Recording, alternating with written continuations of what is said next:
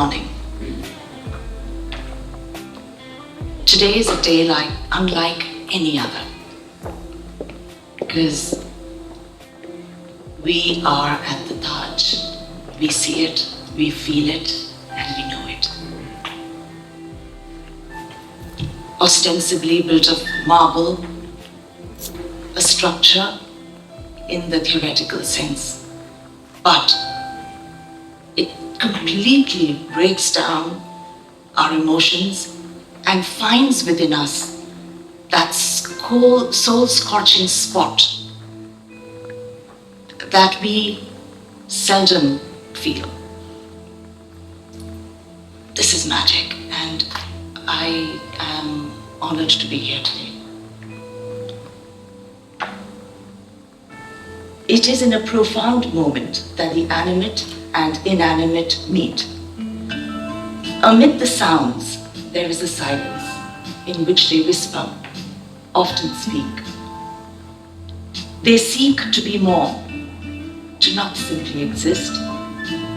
We are an exalted company, on sight, within plain sight, and yet often unseen.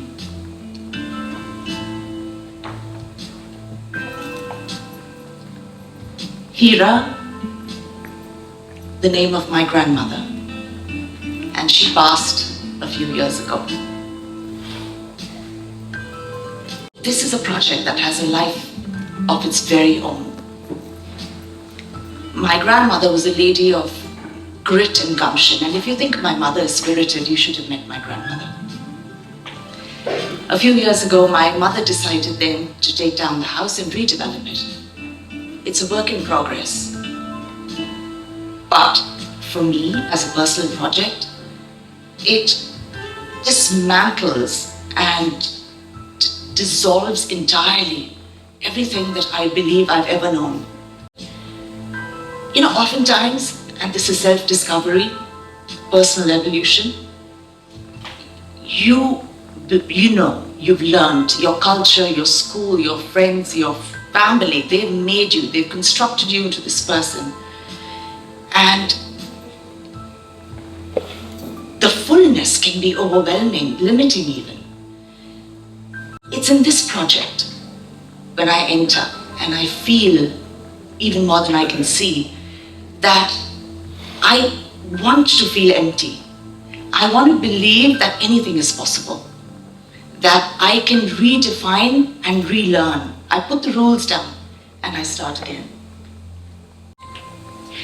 Because this isn't any ordinary space. It's where she lived.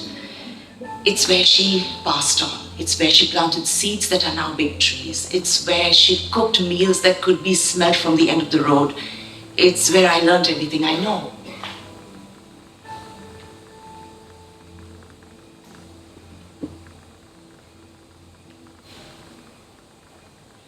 It's here I stand and I find a moment.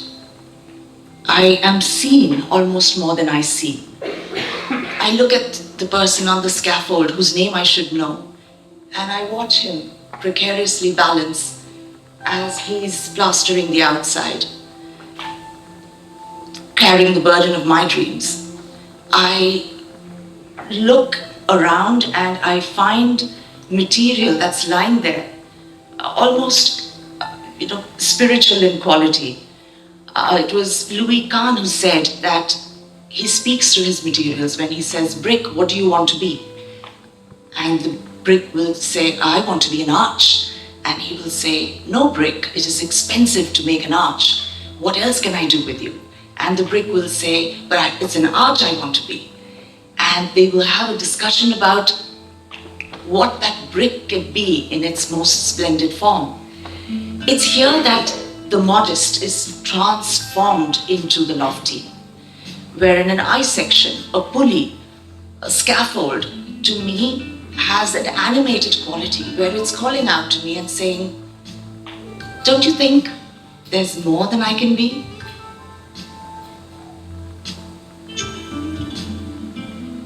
Designed as two forms but interconnected by angular bridges, the idea is to have an explorative journey wherein you enter the space and you move through a series of webs which take you from the courtyard into the interiority of the space, celebrating views, specific moments, and calibrating a journey full of curiosity and mysticism. Also to constantly keep you spellbound, to never know where you entirely are, to know there's something above and something below and you're suspended between planes, undefined and unrestrained.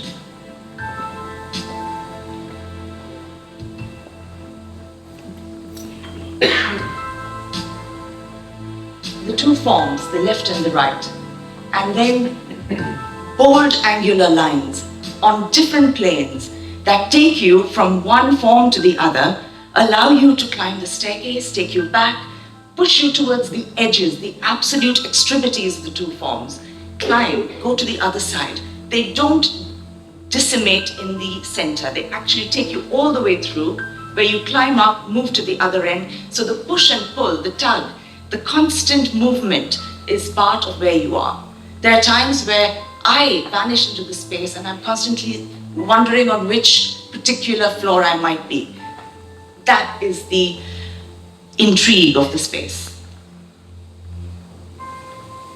So while I stand and watch, I see people, I see materials used in construction. Just the movement of people, the pulley that allows us to transport materials and therefore construct the buildings, the corrugated sheets. And then it came upon me, why not use these materials for the office within the space? It's going to be my mother's home, but it's also going to be an office.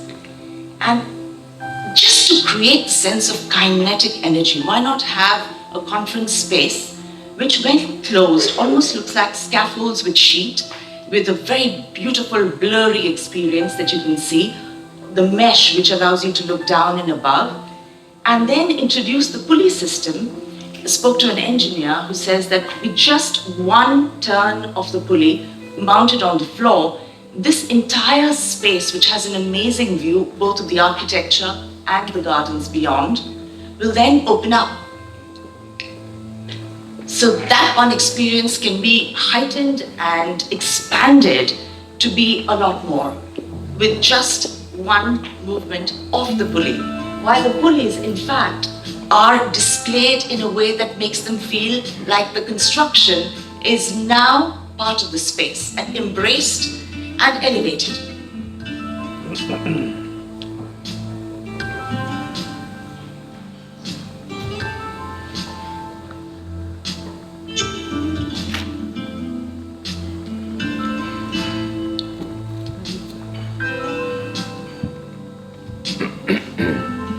There's also the thought that the office should constantly feel surprising and new. So the pulleys do the job of changing the way that the boxes are placed. On the one hand, we have a solid element, and in this one, it's just glass. And this element of metal runs all the way to the top and comes down the side, so no two moments are the same. And in the glass box is placed just one book, Story of Welcome Studio. In a world of so much information, when a client enters this tabula rasa space in which there's nothing, and very delicately he hears the sound of the pulley coming down, sees this box, moves towards it, and then holds the book, opens it, and reads the story. Almost in a spiritual experience. The meshwork again, creating an environment of complete fluidity and movement and transparency. An area in the outdoors where the mesh is used to create a hub for conversations.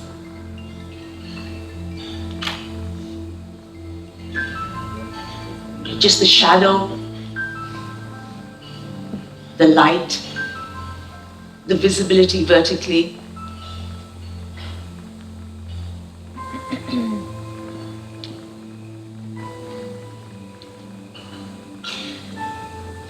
there's any expression that's more personal than loss and grief. And when Shah Jahan designed the Taj Mahal, he was an emperor, but he was also just a man grieving deeply. And in that pursuit, his desire became bigger than any word I could use, and probably shouldn't even, because a word might just dilute the magic of those feelings. In some ways, Hira feels that way for me. I put down everything I know. I come to this empty, and I want to simply receive. I don't want to be a victim of my own education. I'd like to feel more. I'd like to do things I've never done, and just find ways to fill and also to evacuate. I think the evacuation is where the magic lies, rather than just the assimilation.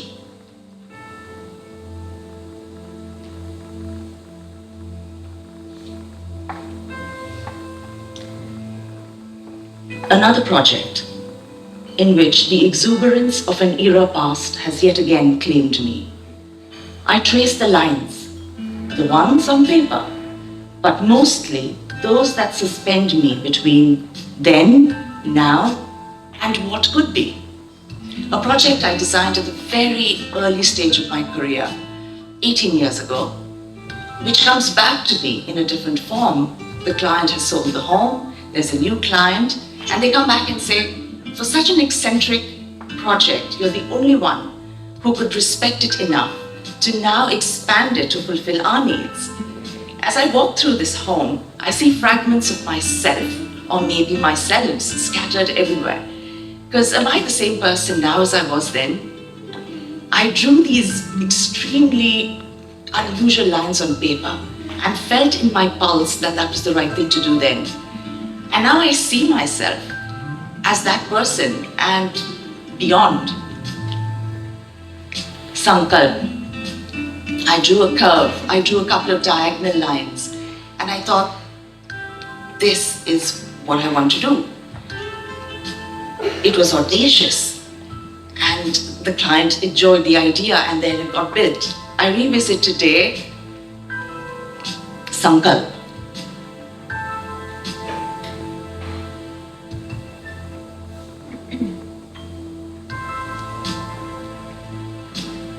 It's about how this building caresses the sky.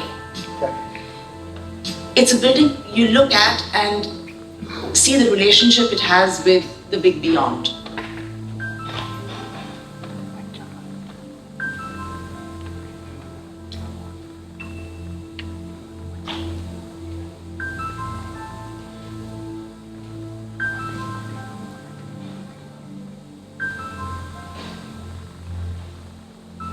No front door, not at the beginning.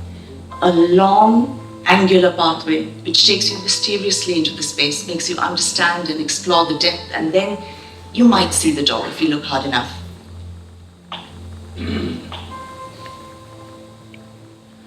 A client's indulgence is just a gift. Whether you want roots hanging from the ceiling or boats in the outdoor symbolizing the beginning of a journey.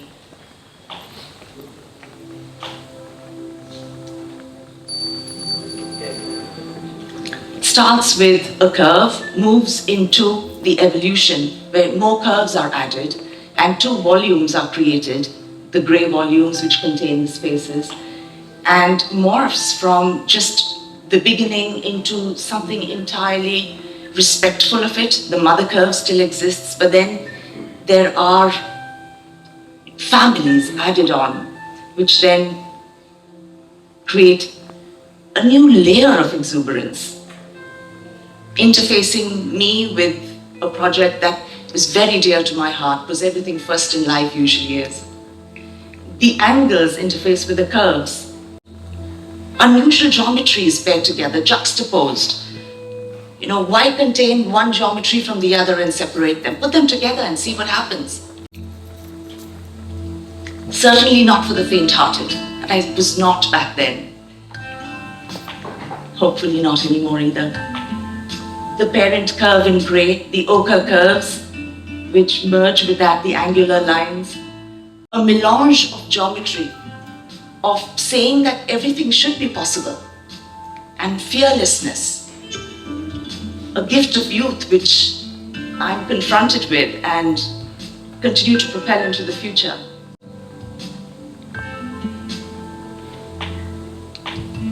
The world is too wonderful and varied to be contained in one idea or one form. I return, I know not why. May such beauty never be fully known. A home finds me after all this time. Last year I returned to my beautiful island, Mauritius, for a completely different purpose and decided to build a home there. A home which faces the ocean.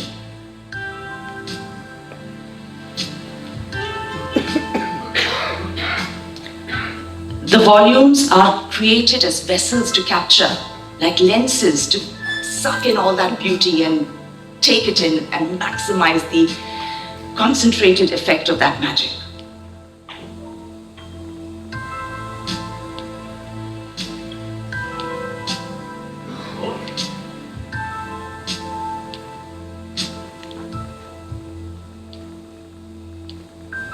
A project in which two curves are ablaze, made with copper and reflect light like nothing else can.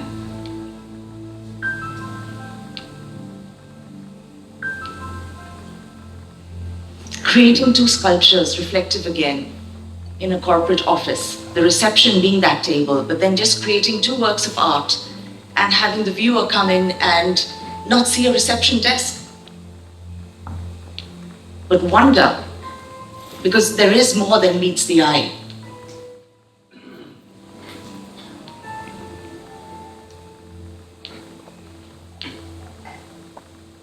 A competition entry where plastic is recycled into block.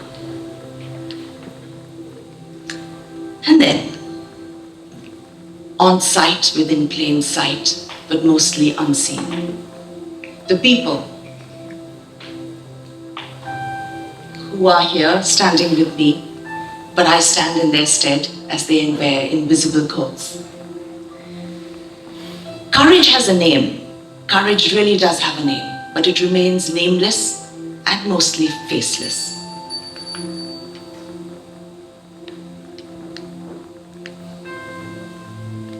I'd like to believe that today I take a bow on their behalf. I hope I've earned the privilege of your time.